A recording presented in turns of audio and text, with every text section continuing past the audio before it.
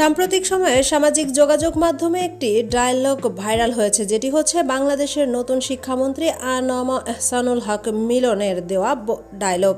আর সেটি হচ্ছে, পড়াশোনা করতে হবে, এখন থেকে আর নকল চলবে না। কিন্তু বাস্তবে কে এই এহসানুল হক মিলন জানেন কি? চলুন একটু দেখে নেওয়া যাক। আ.ন.ম এহসানুল হক মিলন বাংলাদেশের একজন অন্যতম রাজনীতিবিদ এবং সেই সাথে বিএনপির হয়ে চাঁদপুর 1 আসনে বারবার তিনি নির্বাচন করেছেন এবং বিজয়ও লাভ করেছেন।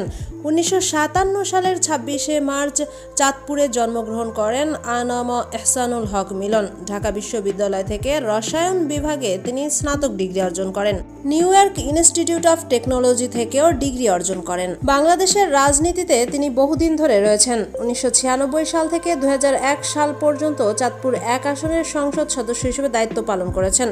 পরবর্তীতে অবশ্য 2001 থেকে 2006 সাল পর্যন্ত বাংলাদেশের শিক্ষা মন্ত্রণালয়ের প্রতিমন্ত্রী হিসেবেও তিনি দায়িত্ব পালন করেছেন। তবে সম্প্রতি 2026 সালের জাতীয় সংসদ নির্বাচনে বিজয় লাভ করার পর তিনি বাংলাদেশের শিক্ষা মন্ত্রণালয়ের শিক্ষামন্ত্রীর দায়িত্ব পেয়েছেন।